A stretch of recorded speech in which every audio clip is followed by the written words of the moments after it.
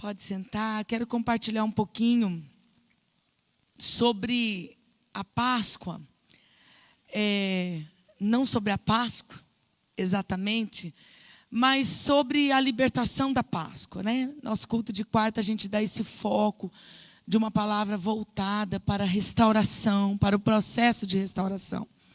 E a gente não podia deixar de, nesses dias, falar um pouquinho desse processo, porque a saída do Egito, a Páscoa marcou um momento importantíssimo de libertação daquele povo, né? De sair do Egito. A Páscoa marcou algo que Deus ia fazer para libertar. E nós sabemos que as coisas do Antigo Testamento, elas são sombra, e que tudo se aperfeiçoou e se completou em plenitude na obra de Jesus Cristo.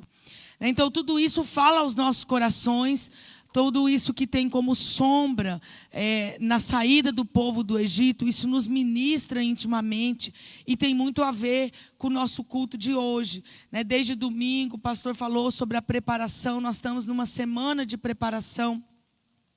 E até o próximo domingo, no alto de Páscoa, nós estamos envolvidos nessa celebração da Páscoa, mas também para entender aquilo que tem de mais profundo por trás disso, né? Aquilo que fala, a mensagem que hoje em Cristo Jesus se completa e continua nos fazendo livres. Então, esse processo de restauração que a gente ensina, que a gente traz, nós sabemos que ele está em volta de esse lugar que em Jesus se completa, mas que tem partes. Então a gente sabe que a saída do povo do Egito marca um lugar onde a gente é livre e é transportado de um lugar de trevas para um lugar de luz no Senhor. Mas que a partir desse momento ainda tem um trabalhar. Então nós sabemos que a Páscoa marcou um chamado do Senhor para tirar essas pessoas daquele lugar, mas que isso ainda tinha um processo a seguir, porque tinha um alvo que era Canaã. Então a Páscoa, ela marcou aquilo que o Senhor trouxe para dentro da casa, para a responsabilidade da família daquele povo, do povo de Deus, né? O sangue nos umbrais da porta, daquele cordeiro imolado, apontava para o sangue de Jesus hoje nos umbrais do nosso coração. Mas também, a partir daquela saída do Egito, tinha ali logo à frente um lugar de deserto, mas que ainda não era o fim. Porque tinha um objetivo que era chegar a Canaã. Então tinha um objetivo do Senhor nos tratar naquele caminho, mas nos colocar em um lugar onde havia o leite e o mel. E a gente sabe que plenamente a nossa Canaã, ela está no Senhor, ela está nas regiões celestiais, ela está numa vida por vir da eternidade. Plenamente esse lugar, né, que nós almejamos. Mas aqui na terra também tem esse processo, que compreende todo um processo de restauração, ou seja, a libertação do Egito, mas também o processo do deserto e também a tomada de Canaã, né? Ou seja, chegar a esse lugar de uma promessa, de viver um propósito e de ir alcançando gradativamente os níveis de plenitude que o Senhor tem para cada um de nós aqui. Então, todo o processo de restauração nos limpa, nos orienta, nos restaura na identidade e vai nos fazendo chegar nesse lugar. Então, esse tempo é um tempo apropriado, sim, para a gente rever os nossos processos e saber em que parte dele nós estamos. Esse processo de restauração, eu sei que a libertação, ela faz parte, ela é parte disso, é uma fatia do bolo. Mas nesse movimento da saída do Egito até a tomada de Canaã, a gente pode ver um processo completo, ou pelo menos a figura que é sombra de algo que o Senhor vai realizar em nós de maneira gradativa. João 10, o versículo 9 e 10, está escrito assim: eu sou a porta, se alguém entrar por mim, salvar-se-á. E entrará e sairá, e achará pastagens. O ladrão vem, senão a roubar, matar e destruir. Mas eu vim para que tenham vida, e a tenham em abundância. Então eu entendo por esse texto que o Senhor tem para nós um lugar de abundância aqui. que não é a plenitude em si daquilo que será na eternidade, mas é sim um lugar que tem o leite, que tem o mel, que tem a vida abundante. Mas ele diz assim: eu sou a porta. Se alguém entrar, vai achar pastagem. E qual que é a questão? Às vezes a saída do Egito é quando a gente vê a porta, enxerga Jesus como a porta e até passa pela porta, mas é necessário chegar após a porta. É necessário entrar e sair. O texto diz: entrará e sairá. Então, se a gente não compreende esse processo, alguns de nós, às vezes, de repente, entra pela porta, mas não sai. Mas, pastora, como que pode? Fica empacado, bem no meio da porta, né? Então, o texto diz que eu preciso entrar e eu preciso sair. Porque o texto não mente, ele diz que eu acho pastagem. Em todas as áreas que ainda eu não achei a pastagem, eu preciso discernir se eu entrei, se eu passei pelo lado de lá da porta. Né? Não, eu sei que Jesus é a porta, ok. Eu sei que eu preciso sair do Egito. Eu sei que Jesus me libertou e me tirou desse lugar. Mas ele não tirou para nada. Ele tirou para que eu pudesse discernir um processo, uma caminhada, e eu entrasse persistentemente até chegar num lugar que tem pastagem. E nesse lugar, ele diz para que tenham vida e a tenham com abundância. Então eu entendo e eu tenho aprendido que nós não devemos nos dar por vencido em nenhuma área que nós não encontramos essa promessa, que nós não estamos vivendo essa promessa. E não é pela murmuração ou pela reclamação de não estar vivendo abundância em algumas áreas, não por isso, mas é discernindo do lugar que eu saí, a travessia do deserto que eu passei ou estou passando e a Canaã que eu vou chegar em cada área diferente. Porque a gente sabe que ele faz por etapas e ele faz por processos. Então, aqui nesse texto, ele também fala sobre um inimigo comum a nós todos que vai tentar entrar também por portas. Do jeito que Jesus é a porta, mas nós também temos um inimigo que vai tentar entrar por portas. E ele tenta entrar com uma única finalidade, o texto é claro: matar, roubar e destruir. Então, eu quero assim trabalhar um pouquinho essa noite em cima disso, né? Como alcançar essa vida abundante que Jesus prometeu, discernindo a minha saída do Egito, discernindo a minha passagem pelo deserto e discernindo o meu lugar na Canaã, discernindo a minha conquista na Canaã espiritual. E eu sei que isso é o quê? Entre, né, a saída do Egito e entre a chegada em Canaã está nos separando de um lugar e outro a cruz de Cristo. Né? Lá eles tinham um deserto. Hoje nós temos um processo implícito na cruz. Um evangelho sem cruz, ele não te leva a um lugar de abundância. Um evangelho que se tira a cruz, se tira o processo da cruz, não tem um resultado permanente que nos constrói de dentro para fora. Um evangelho que se tira a crucificação, que se tira o processo de cruz, que nos prepara, não vai nos lançar para Canaã ou para o leite e para o mel da terra de maneira responsável. Por isso que muitos até pensam estar usufruindo alguma coisa, mas quando pulou a etapa da cruz, aquilo lhe vai ser roubado, porque ele entra para matar, roubar e destruir. Então, o saudável em Jesus é que eu entenda o resgate do povo hebreu, é que eu entenda todo o processo que ele fez com Israel, onde a Páscoa marcou, e que eu entenda tudo isso hoje em Cristo como funciona. Então, nisso, eu vou aprender a ser o discípulo que persiste, aquele que vai insistentemente até achar a pastagem que me é prometido. Isso em todas as áreas. 2 Coríntios 3, 16 a 18 diz assim: mas quando se converterem ao Senhor, então o véu se tirará. Então, primeiramente um véu se tira, né? Primeiramente uma corrente da escravidão foi arrancada, foi tirada. Deus tirou o povo com mão forte. Com mão forte o Senhor os resgatou de lá. E hoje nós, primeiro um véu se tira para que eu entenda Jesus. Ora, o Senhor é o Espírito, e onde há o Espírito do Senhor, aí há liberdade.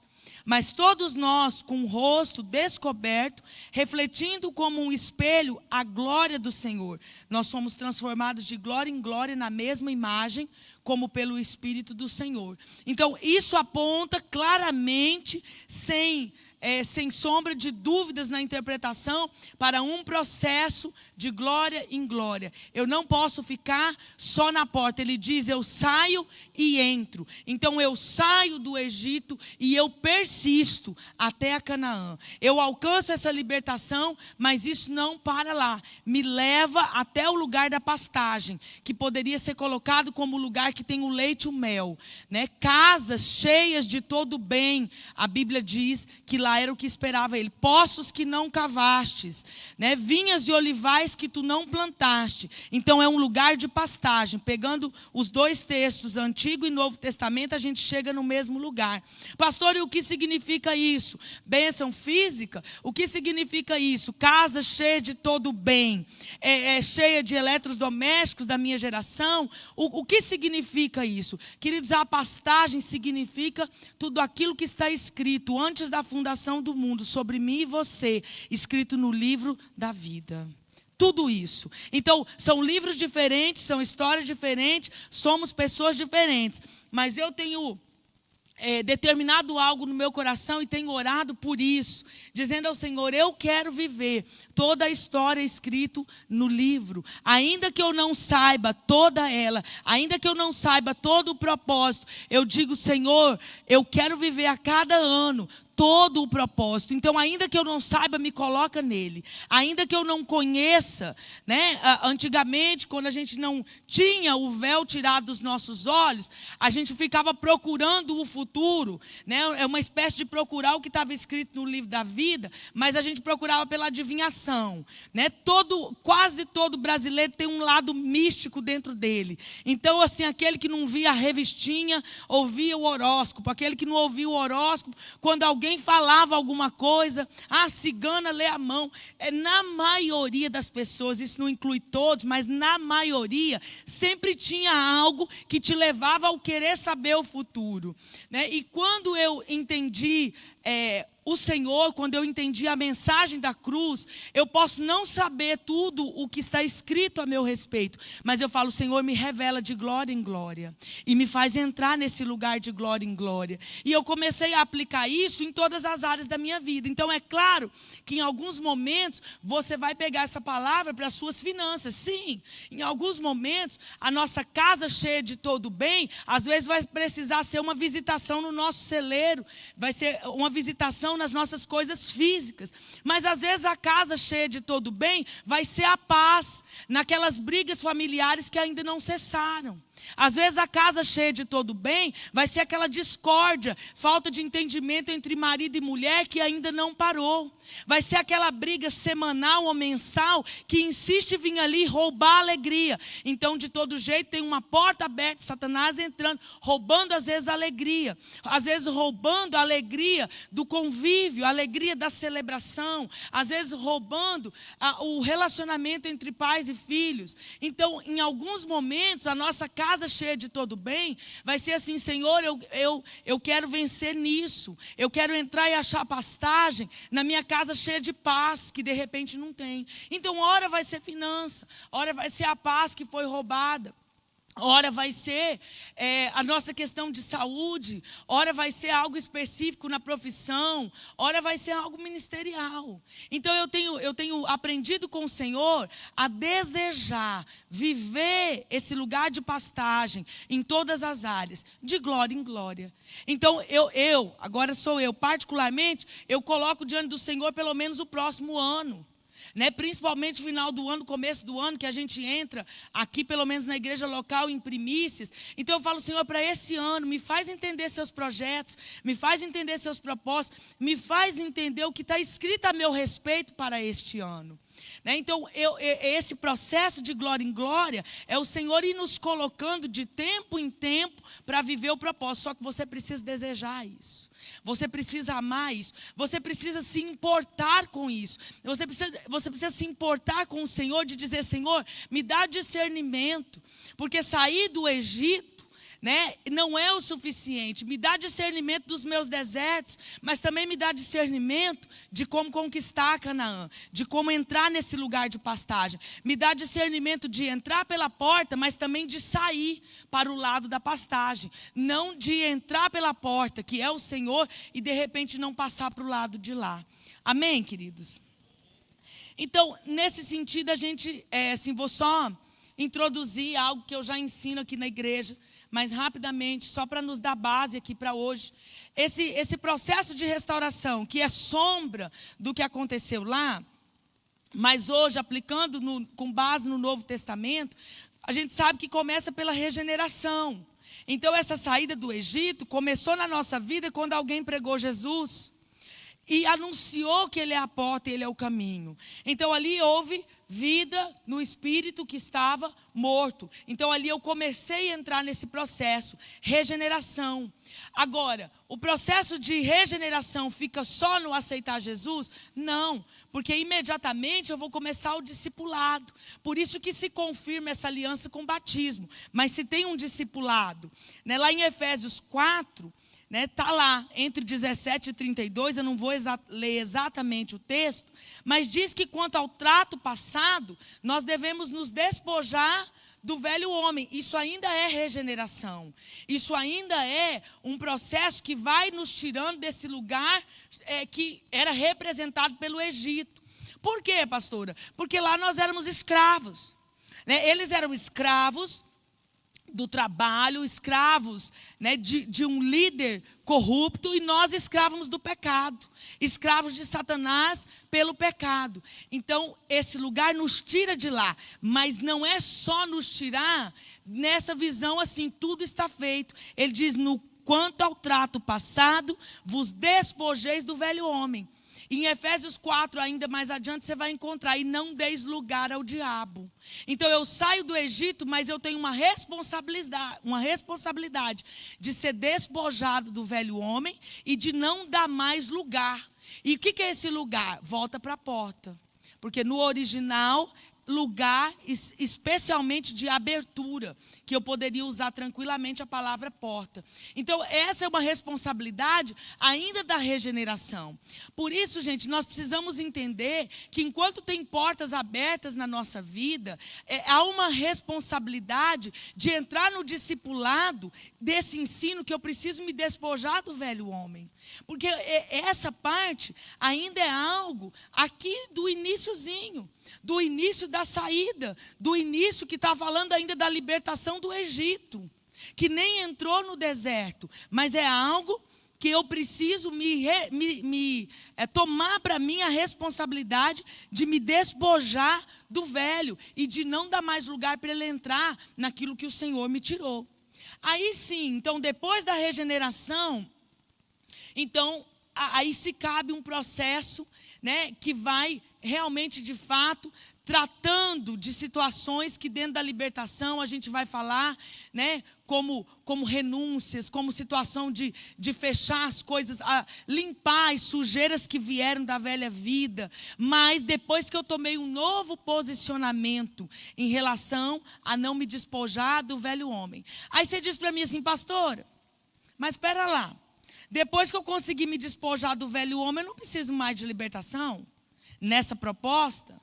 Porque eu já me despojei, eu já estou posicionado, já não tem mais porta aberta, para que eu vou precisar de libertação? Então aí sim eu quero te dizer que um processo responsável de lidar com as sujeiras do velho homem, que já mancharam, depois que eu não abro mais portas, aí você vai ter resultado fantástico.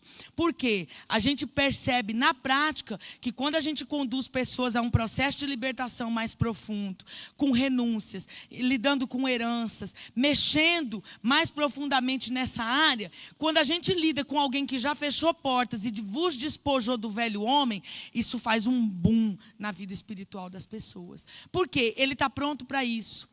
A Bíblia diz que um espírito maligno, quando sai, ele volta, acha a casa varrida e adornada, ele traz mais 7 consigo. E o último estado é pior do que o primeiro. Então, quando eu não entendo a regeneração e eu busco logo a libertação, eu não fechei portas. E ele entra para matar, roubar e destruir em dobro, ou, biblicamente, 7 vezes mais do que o que a gente alcançou. Por isso eu preciso ter consciência da regeneração. Porque, na verdade, a libertação em si, em renúncias, em limpeza das coisas passadas, elas vão me ajudar, me alavancar, mas elas não são o prato principal. Ela é um complemento, ela é uma fatia dentro do meu processo. E o que acontece? Se eu não entender isso, eu não consigo entrar nesse texto em 2 Timóteo.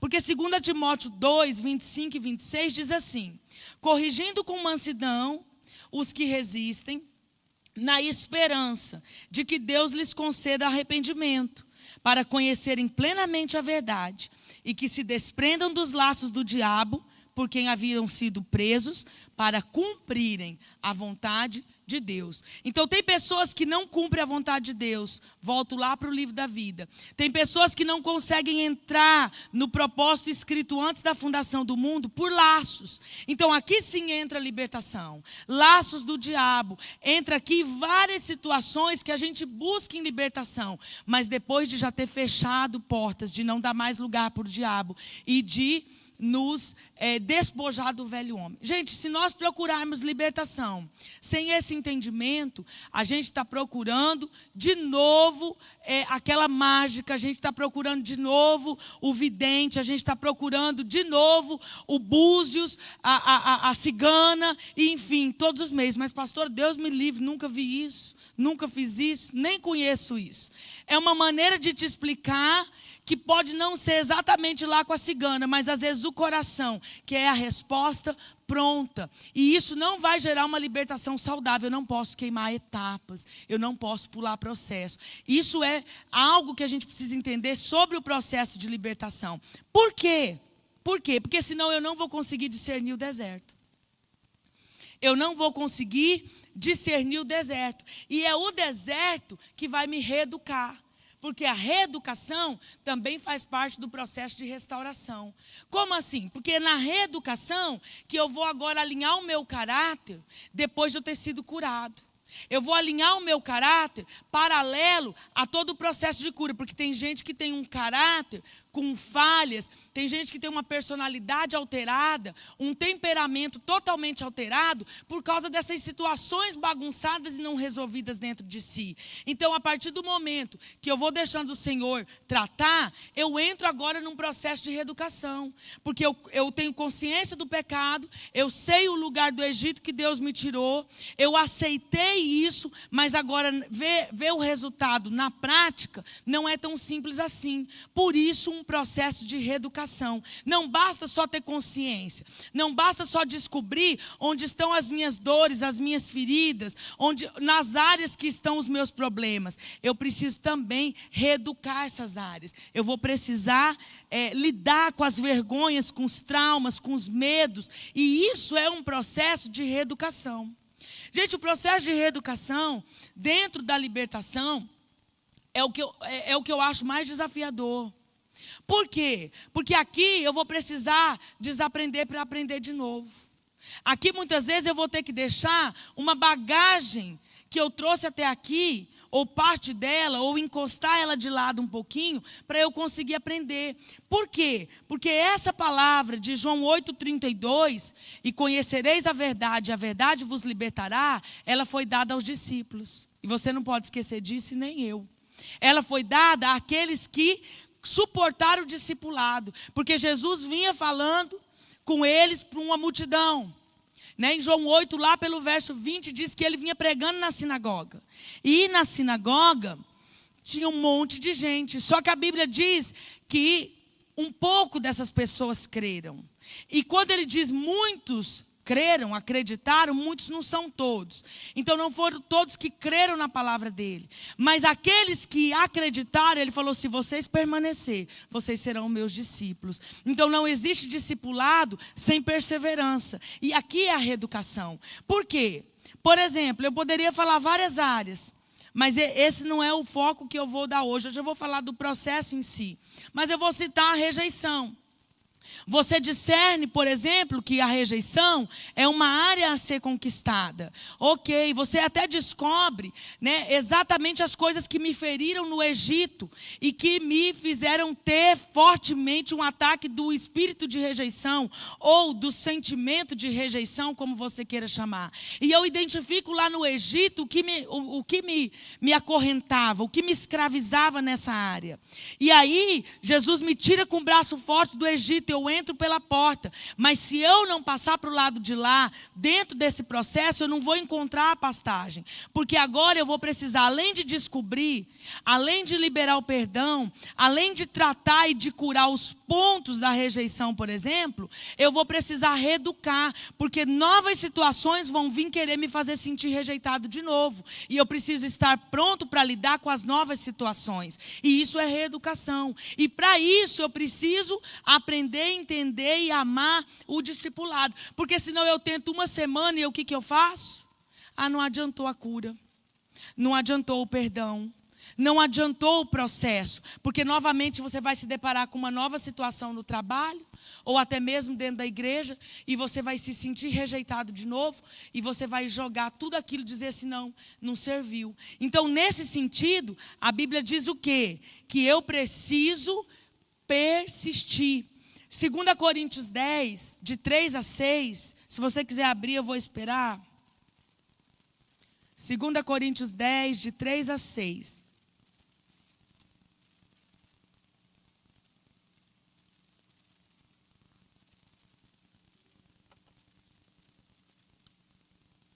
Diz assim, porque andando na carne, não militamos segundo a carne, porque as armas da nossa milícia não são carnais, mas sim poderosas em Deus, para a destruição das fortalezas, destruindo os conselhos e toda altivez que se levanta contra o conhecimento de Deus, e levando cativo todo entendimento à obediência de Cristo, e estando prontos para vingar a desobediência, quando for cumprida a vossa obediência.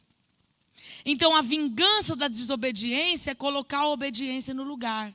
E para que seja cumprida a nossa obediência, gente, é só em um processo. Porque se eu não entender que eu vou precisar persistir nesse discipulado de trocar as coisas, eu não vou ver o resultado completo. E o que eu vou pensar? Vai ser mais fácil eu pensar assim, o processo não está resolvendo, não está adiantando, né? Não está causando o que eu espero. Eu me lembro que as primeiras apostilas que eu desenvolvi de seminários, quando eu estava recebendo revelações do Senhor, ou quando eu estava sendo inspirada, também por meio dos mestres que Deus usou para me ensinar, e Deus trabalhando a minha vida, quando eu estava escrevendo as primeiras apostilas, parecia que elas eram tão fantásticas. E assim, quando eu ia aplicar isso em algumas áreas, que ainda não haviam sido plenamente restauradas, eu tinha vezes que me dava vontade de rasgar as apostilas e jogar fora. E falar, isso aqui não serve para nada. Porque isso aqui na hora da prática não resolve. Aí me dava uma revolta contra o material. Eu falava, não resolve, acho que eu entendi tudo errado. E aí, aos poucos, Deus foi me mostrando que a questão era a persistência dentro daquilo que Ele nos revela. Porque as coisas vão ser movidas de glória em glória. Então, eu preciso discernir a minha saída do Egito. Eu preciso discernir o meu tempo do deserto. E eu preciso discernir aquilo que eu já estou provando leite e mel. Onde eu já estou comendo a pastagem verde e aonde não. E na onde eu não estou, é claro que eu vou dar maior ênfase e eu vou persistir naquelas áreas para que funcione essa libertação. Muito bem.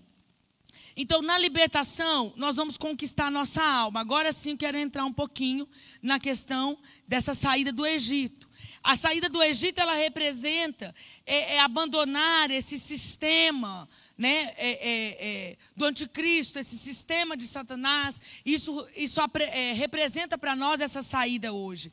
E Moisés foi chamado, então, para ser um libertador, né? Deus vai, assim, separar a vida daqueles que Ele escolheu para ser esse resgatador, não só de nós, mas aquilo que foi feito em nós vai gerar vida em outras pessoas, porque daí nós vamos estender as mãos para tirar outros de lá. E geralmente, então, Deus usa alguém para nos ajudar a sair do Egito e depois vai nos usar para ajudar alguém que está lá.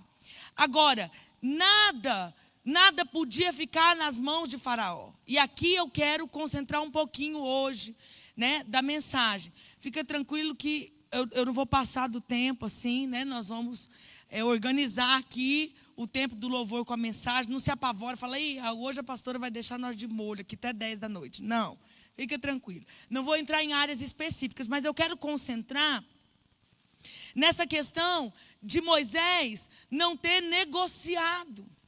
Ele foi chamado para não negociar. Então, assim, Êxodo 10, eu vou ler de 8 a 11. E nós vamos entender que às vezes a gente negocia a nossa saída do Egito. E se você negociar, você não vai experimentar pastagem verde. Se você negociar, é bem perigoso esse momento a gente empacar na porta. Entra, mas não sai do outro lado. Como que pode, pastora? Bem no meio da porta, a porta é algo tão fino, como que alguém vai parar na porta? Pode. Então, vamos ver o que Deus falou para Moisés. Êxodo 10, de 8 a 11. Então, Moisés e Arão foram levados outra vez a Faraó. E ele disse-lhes, ide, servi ao Senhor vosso Deus. Quais são os que hão de ir? E Moisés disse, havemos de ir com os nossos jovens, com os nossos velhos, com os nossos filhos, com as nossas filhas, com as nossas ovelhas, com os nossos bois, havemos de ir. Porque temos de celebrar uma festa ao Senhor. Então ele lhes disse, seja o Senhor assim convosco, como eu vos deixarei ir, e a vossos filhos. Olhai que há mal diante da vossa face. Não será assim. Agora ide vós, homens, e servi ao Senhor. Pois isto é o que pediste. E os expulsaram da presença de Faraó. Então, eles falaram aquilo que era o correto que eles ouviram de Deus. Nós vamos levar tudo que nos pertence. Mas Satanás sempre vai ter uma proposta. Faraó tinha uma proposta que representa a proposta de Satanás. Não vai os homens, não vai tudo. Porque ele sempre vai querer deixar algo lá no Egito. Ele sempre vai querer nos deixar escravos de alguma coisa. Mas se você não for com tudo, você também não entra no processo do deserto com tudo. Mas também depois não entra na Canaã com tudo. Então Deus nos chamou para o resgate com tudo. Aplicando isso, por exemplo, na nossa alma, é com tudo, não vai ficar parte lá. Aplicando isso na nossa vida física, é com tudo, não vai ficar parte lá. Então há um processo que eu preciso entender em não negociar. Sabe aquela decisão interna que eu vou dizer para mim mesmo? Eu estou contigo, Senhor, e eu não abro. Eu não vou negociar, custe o que custar. Essa é uma decisão interior. E quem precisava estar firme e pronto aqui era Moisés e Arão. Era Moisés e Arão que precisavam ter uma decisão interna de dizer, não, é do jeito que Deus falou, é com tudo. Eu vou com tudo. E essa libertação vai incluir tudo, não vai ficar nada. Então Faraó, no versículo 24 do mesmo capítulo 10, então Faraó chamou a Moisés e disse, ide, servi ao Senhor, somente fiquem vossas ovelhas e vossas vacas. Vão também convosco as vossas crianças. Porque antes disso um pouquinho, ele falou, então, fica as crianças.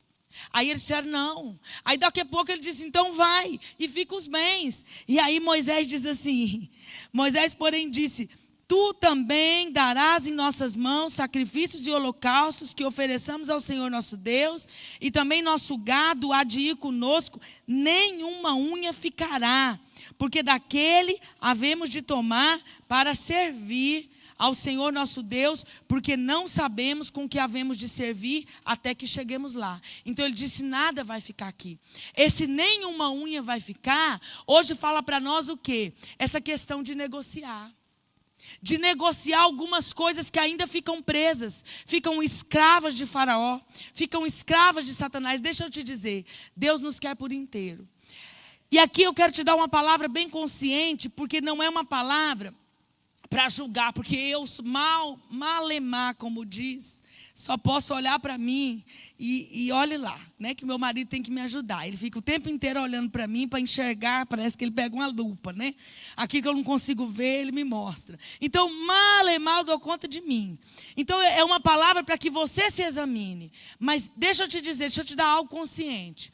O seu processo de cura e libertação, você está aqui para ouvir isso. Quem vem para quarta-feira, vem para ouvir isso. Então eu preciso ser claro. O seu processo de libertação e de restauração não vai funcionar plenamente para ter pastagem enquanto você negociar com o diabo. Se você quer plenitude na restauração, pastagem verde, mel, leite, casa cheia de todo bem, vinhas e olivais que você não plantou. Se você quer o vinho novo, não negocie com Faraó. Não negocie com Satanás. É assim, ó, nenhuma unha vai ficar. Pastora, mas não é fácil. Eu sei que não é, mas é o objetivo. E ainda que em algumas coisas você não estiver conseguindo, qual é a postura? Senhor, me arrependo, me ajuda naquilo que eu não dou conta. Mas eu declaro que eu não negocio. Nenhuma unha vai ficar. Começa pela declaração. Nenhuma unha vai ficar. Nenhuma unha vai ficar. Então o que a gente tem visto às vezes? Pais saindo desse lugar, mas se conformando com o filho preso lá. Como é, pastora, que os pais se conformam com o filho preso lá? Eu não estou dizendo que você não vai amar enquanto o filho está no Egito. Mas eu estou vendo pais, às vezes, vencidos, que já se entregaram. E o filho traz a namorada para fornicar dentro de casa, ele nem levanta a espada mais à noite em casa. Ele já se deu por vencido. Então ele está negociando. Ele está negociando a santidade dentro da sua casa. Ele está negociando a santidade do seu filho. Ele está negociando e está deixando lá. Mas quando o Faraó quis dizer, vai vocês e deixa os filhos, Moisés disse, nananina não. Eles vão junto, as crianças vão junto. Então por que você tem que vir e você vai negociar pelo cansaço os filhos? Você vai se conformar pelo cansaço? E não é que eu estou dizendo para não amá-lo ou para tirá-los de casa. Pelo contrário, mas eu tenho visto pais se dando por vencido com essa situação. E deixando as coisas normais, sem pregar a verdade, sem falar a verdade, sem orar, batalhando pela verdade dentro do seu lar, porque se venceu pelo cansaço. E negocia certas coisas, negocia-se em parte. Dei um exemplo. Ele diz assim, deixa o vosso gado, deixa, né, os vossos bens materiais. Por quê? Aí se você deixa os bens materiais, eles estão presos. O que Faraó pensou? Eles vão, mas aquilo que é o ouro, que é a prata, é importante, uma hora eles voltam. Uma hora eles vêm para cá. Moisés falou, nananina não, minhas finanças vão também. Pastora, como é que a gente negocia em relação a essa área? Por exemplo, às vezes a gente mente para ganhar o dinheiro. E aí Deus trabalha, a gente nunca para com aquela mentira e continua, não. Mas se eu parar de mentir aqui no trabalho, eu não vou ter outro, vou ser mandado embora, vai faltar tudo. Então a gente começa a negociar naquelas áreas, ou seja, várias formas. E Moisés disse, nenhuma unha vai ficar. Não vai ficar nas finanças, não vai ficar na moral, não vai ficar na integridade, não vai ficar na santidade, não vai ficar nos meus filhos, não vai ficar nada do que me pertence. Tudo vai sair comigo do Egito, porque Jesus pagou um preço de ser o cordeiro imolado, e o sangue dele, que é o sangue representado pelaquele cordeiro lá, que foi passado nos umbrais e as pragas não vinham, aquele sangue hoje está sobre o meu coração, está sobre as tábuas do meu coração, está sobre os umbrais do meu coração. Então esse sangue é o que vai abrir esse caminho da porta para que eu corajosamente aceite isso e não negocie. Não negocie, nenhuma unha vai ficar. Não pense você que entrar nesse lugar compreende parte de você. Eu quero te levar a um entendimento que você não é aquele domingueiro, ou aquele que vem assistir, ou aquele que vem ver o que vai acontecer, e depois que todo mundo tiver entrado num lugar, você vai devagarzinho entrando também. Não, você é aquele que não negocia. Você é aquele que diz: Senhor, eu saio com tudo, ainda que eu não consiga de uma vez, ainda que eu precisa viver processos de glória em glória, mas eu saio e eu saio com tudo. E eu já declaro isso: nenhuma unha fica, meus filhos não ficam, minhas finanças não ficam, minha família não fica, meus pais não ficam, nenhuma área meu ministério não fica, meu chamado não fica. Não, Deus não quer você, Deus quer você por inteiro, com tudo que te compreende. Então a primeira coisa é que eu tenho que sair do Egito com tudo. Sabe por que muitos não conseguem suportar o deserto? Porque deixaram partes de si lá no Egito. E agora eles ficam, ó. Por que muitos morreram no deserto? Lembrava da cebola. Gente, eu tenho uma dificuldade com isso. Porque eu falo, quem em sã consciência sentiria falta da cebola? Eu não consigo alcançar. Porque para mim, por mais que ela incremente muito um tempero, os cozinheiros que o digam, mas eu jamais sentiria falta da cebola. Então, se eles sentiram falta da cebola, imagina o quanto de coisas do seu interior tinham ficado presas ao Egito. Nós não vamos conseguir vencer o deserto sem essa decisão de eu saio e eu saio com tudo e nem uma unha fica. Sabe por que muitos não têm provado o leite e o mel? Não têm provado esse lugar de pastagem? Porque negociam a sua saída do Egito e não saem por inteiro. Negociam a sua saída do Egito e não saem por inteiro. Não se entregam por inteiro. Se colocam em partes para o Senhor. Mas Ele não se deu em partes, Ele se deu num todo. Ele não se deu em parte. Ele pagou um preço que te compreende por inteiro, que te chama por inteiro, porque Ele deu tudo, Ele deu o último suspiro, e Ele diz: está consumado, está consumado, está consumado. Ele seguiu toda a orientação do Pai, todo o seu propósito de vida terrena como homem, para que esse processo pudesse se cumprir numa totalidade em mim e você. Ele já fez isso, não entra quem não quer. Pastora, mas não é tão fácil na hora de aplicar, porque o deserto não é bom de passar. Eu sei, nem entrei aqui no deserto, porque por enquanto nós estamos falando da saída. Deserto não é bom de passar, mas o deserto será possível de passar se você não negociar a sua saída do Egito. Entendeu? Se você não negociar a sua saída do Egito, pense no que eu estou te falando, porque o Senhor está virando chaves aqui na vida de alguns. O Senhor está virando chaves. É uma palavra muito simples. Eu não vou entrar nessas áreas específicas, mas o Senhor me mostra virando chaves na vida de alguns. Alguns questionam Deus. Não consigo avançar ou ser aprovado no deserto, em algumas áreas, não consigo pisar o pé na Canaã, não bebo esse vinho novo não chega, tem sido profetizado, mas para mim não chega. Então deixa eu te dizer, não negocie a sua saída do Egito, sai com tudo que é seu, nenhuma unha vai ficar. Olhe para Satanás, o ladrão, roubador e destruidor, e diz: olha aqui Satanás, nenhuma unha fica, não negocio com você, não tenho negócio com você. Se eu errar, o meu coração é aos pés do meu Redentor. Eu erro e me prostro diante dele, eu caio, mas ele me põe de pé. Com você não tem negócio, não tem acordo, não tem conversa, não faço negociação com as trevas. Ei!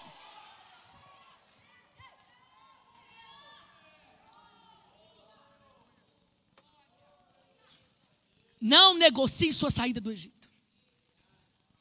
Não vamos conseguir ser aprovados no deserto, nem suportar o deserto, se negociar a saída do Egito. Olha só, imagina, lá no deserto, o que foi que pegou e abriu precedente para um espírito chamado destruidor, que destruiu o projeto de Canaã, que destruiu para uma geração toda o pisar na terra que mana leite e mel. Entrou outra geração, a não ser 2, nós sabemos. Mas o quê? Pela murmuração, entrou um espírito de destruição e destruiu esses sonhos. Por que murmuraram? Porque não deixaram a cebola lá. Porque não deixaram a bendita cebola e mais um monte de coisa lá. Veio no coração. Moisés não negociou, Arão não negociou, porque Deus os disse, não negocia, nenhuma unha fica. Mas uma geração toda, quase, negociou e trouxe dentro de si. E amou as coisas do Egito e segurou elas dentro de si. Aí eles não suportaram, murmuraram. Você não vai conseguir passar o deserto sem murmurar. E quem não passa na prova, volta e repete a prova. E, pastor, é 20 anos repetindo a prova? Às vezes sim. Naquela área específica, às vezes tem um ciclo de reprovação que vai gerar um ciclo de repetição. Até quando? Até quando você for aprovado. Mas o problema é que às vezes nós não conseguimos passar o deserto, por exemplo, sem murmurar. Né? Não conseguimos passar o deserto aprovados. Por quê? Porque nós não deixamos as coisas que precisavam ser deixadas lá no Egito. A gente negociou. E Moisés fala assim, olha, nenhuma unha minha fica lá. Também eu não levo nada de lá para cá. Só aquilo que o Senhor permitiu. Essa questão de negociar com as trevas nos tira desse lugar, da próxima glória, do próximo passo do processo. E aí, o deserto, não vamos conseguir. Ou vamos conseguir em parte, mas o Senhor não nos chamou para parte, Ele chamou para nos viver integralmente aquilo que Ele escreveu no livro da vida. No deserto, então, Deus tratou com essa mentalidade escrava. Né? Deus tirou o Egito agora, nós sabemos, de dentro deles. Então o deserto é importante? Sim, sim, porque o deserto nos forja. Agora o que não é comum é eu viver de novo vários desertos em várias áreas. Por quê? Porque não entendi direito o processo. E aí eu volto de novo. Gente, eu vou te dizer, para algumas pessoas o deserto vai ficando mais árido, viu? A hora que ele volta de novo, que ele passa de novo, um ano a mais, o deserto às vezes vai ficando mais árido. Então deixa eu te dizer, pega seu carimbo de aprovado, aquele carimbo azul, larga o vermelho de lado e vamos para frente. Porque tem uma Canaã, tem um lugar de viver, projetos, propósitos, e você precisa pisar o pé lá, assim como eu também. A conquista de Canaã, então, ela vai representar várias áreas que precisam ser conquistadas. Quando eu entendo, não negocio a saída do Egito. Quando eu entendo a aprovação do deserto, eu entendo que o deserto trabalha em mim, então eu vou estar pronto para a conquista. Pastora, mas depois que eu fui aprovado no deserto, tem outra coisa ainda? Gente, não tem a tomada de Canaã? E Canaã não estava ocupado? Estava. Depende do ângulo que você vê. Para alguns, ele só via o leite, o mel, a produtividade da terra. Para outros, só enxergava os gigantes, o tamanho dos filhos dos Anaquins, e os Jebuseus, e os Eteus, e os Ferezeus. Né? Então, para alguns, só vai ver o problema. Não tem aquele que chega e só vê o problema, só aponta o defeito. Mas tem, gente, umas pessoas que entendem algo tão maravilhoso de Deus que ela chega com solução. Para mim, né, agora eu, assim, como pastor, é assim. Quem me traz o problema, ele já é a resposta e a solução. Porque chegou para mim apontando o defeito, eu falo, você é a resposta que Deus trouxe para consertar. O que você pode fazer para isso? Quem aponta o problema é a própria resposta. E é também a solução. Mas se eu não passei por esses processos, eu não vou entender isso. Então, quando eu ver o gigante, eu vou falar, não foi aqui, isso aqui não é a terra. Esse aqui não é o lugar.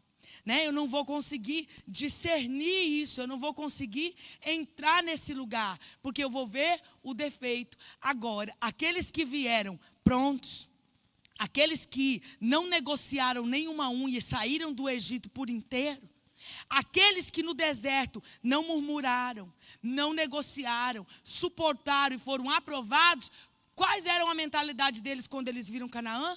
Ah, não, isso aqui, Deus falou que vai nos dar vitória. Esses falsos donos da terra, a palavra deles não está acima da de Deus, porque Deus diz que é nossa. Deus é o Criador de todas as coisas, Ele falou que é nosso, terra de conquista. Então eles estavam prontos para essa batalha. E aí não tinha inimigo infiltrado, não tinha fortaleza, rei, gigante, cananeu, eteu, né? Deus disse, aqui é o lugar que antes eles habitavam, agora é de vocês. Eles entraram nisso e estavam fortalecidos para a tomada desse lugar. Assim mesmo é nós. Se a gente quiser pular processos, você na hora de viver a Canaã, na hora de provar o leite e o mel, você não tem força para a conquista. Porque lá na hora de conquistar, ainda tem um inimigo a sair da frente. Mas você agora, aprovado pela aprovação do deserto, não negociando a sua saída do Egito, aprovado no deserto, agora você tem discernimento espiritual, fortaleza do Espírito de Deus para tomar a conquista na terra. E aí, gente, aí é de glória em glória. Aí é mais uma área conquistada e que não vai voltar atrás. Então não existe um processo se eu não entender isso. Né? Na conquista, por exemplo, da nossa alma, nós vamos precisar o quê? Que o Espírito Santo coloque a planta dos pés em cada área dos nossos sentimentos, se falando, por exemplo, da nossa alma. E isso vai ser o quê? Nesse lugar onde eu vou agora provar o leite e o mel. Eu poderia aplicar isso em todas as áreas sentimentais, na rejeição, por exemplo, que eu dei um exemplo. Poderia aplicar isso nas finanças e em qualquer das áreas que você, nesse momento, tem querido conquistar. Porque, como eu disse, elas são individuais, são particulares entre eu e você. Mas eu preciso entender. Então, na conquista, eu preciso dar essa liberdade para que o Espírito Santo pise. Josué 1, 2 e 3 diz assim: Moisés, meu servo, é morto. Levanta-te, pois, agora e passa esse Jordão. Tu e todo este povo, a terra que eu dou aos filhos de Israel. E todo lugar que pisar a planta do vosso pé, eu vou-lo tenho dado, como eu disse a Moisés. Então, essa representação na pessoa de Josué, hoje é o encargo do Espírito Santo. Onde você deixar ele pisar a planta dos pés na sua vida, vai ser tomada de território para o Senhor. Mas aqueles que resistem e se endurecem, não vão conseguir entender. Por isso, não vão conseguir usufruir e conquistar isso. Amém? Então, eu quero finalizar ainda dando um momento, sabe? Eu acredito que, como eu disse, acredito no que eu declarei e creio que eu declarei pelo Senhor, que chaves estão sendo viradas para a vida de alguns. E eu quero, assim, focar no exame agora, né? Para a gente, assim, concluir, para que o Senhor possa gerar arrependimento e novo posicionamento onde você tem negociado. Como foi a sua saída do Egito? Como tem sido? Mas você tem negociado? Ou você está debaixo dessa palavra? Nenhuma unha fica. Nenhuma unha fica. Talvez por que a gente não está conseguindo provar o leite, o mel e a pastagem fresca, a pastagem verde, sendo que Jesus fez por completo. No seu último suspiro ele diz, está consumado. Então está feito. Não se volta atrás nisso. Já está provido. O cordeiro já foi imolado. O sangue já está sobre mim. E por que eu ainda não completei algumas coisas? Ou nem evoluí em alguns processos? Então vamos rever. Como é que foi a minha saída do deserto, do Egito? Será que eu negociei algumas coisas com o faraó? Então, se você reconhecer algumas coisas nisso, hoje você vai ter a oportunidade de declarar ao Senhor. Até aqui foi assim, mas de hoje em diante não será mais. Eu não negocio nenhuma das áreas da minha vida, nenhuma das coisas que me envolvem, nem a minha família, nem a minha casa, nem o que me pertence, nem o meu chamado. Pastor, o meu caso não é negociação com o Egito. Mas talvez o seu caso é um deserto que está virando um ciclo de reprovação. Porque toda vez Deus te põe, te esclarece, te chama para aprovação. E você cai de novo. você erra de novo. Ou você não persiste, porque o problema não é o cair e o errar. O problema é a falta de humildade para reconhecer, pedir perdão. Caiu, o Senhor está aqui, Ele levanta, sacode a poeira e fala, estou aqui de novo. Mas uns ficam nesse caminho por não persistirem. Então talvez a sua questão não é negociação com a saída do Egito. Talvez a sua questão particular é o deserto. Talvez a sua questão particular é a reprovação no deserto. Então também hoje eu te convido para ir nesse lugar de análise, de arrependimento com o coração quebrantado. Pastora, a minha questão também não é o deserto. Eu tenho suportado os desertos até alcançar a aprovação. Então talvez a sua questão seja a tomada, né? Quando você vê os gigantes ali, está com o pé de entrar na promessa, no cumprimento dela, você olha e se assusta com o tamanho dos inimigos. Então o Senhor vai dar graça, o Senhor vai te ensinar a ver de uma outra visão, de um outro ângulo, e ver que Ele é a sua força na hora de conquistar a terra de Canaã. Então eu quero te chamar a esse lugar, vou pedir o louvor estar aqui. Vem aqui para cima. Eu quero te chamar a esse lugar de arrependimento. Porque o Senhor, Ele tem, de fato e de verdade, todo esse vinho novo para nos dar. Ele tem esse vinho novo e sobrenatural para ser derramado em nós. Mas nós precisamos de ir nesse lugar de entendimento. Eu quero te chamar, te convidar nessa noite a refletir um pouquinho sobre isso. Aí, no seu particular, enquanto nós vamos aqui adorar e vamos orar também, né? Porque quando o Senhor encontra o arrependimento e um coração voluntário, nesse momento o Senhor vira chaves, né? Nesse momento o Senhor vira chaves. Não importa se você negociou até aqui, não importa o que Deus de repente está trazendo para você de entendimento até aqui, mas o que importa é o seu daqui para frente em alinhamento e concordância com o que o Espírito Santo quer fazer em você. Isso é o que mais nos importa. Amém? Feche teus olhos.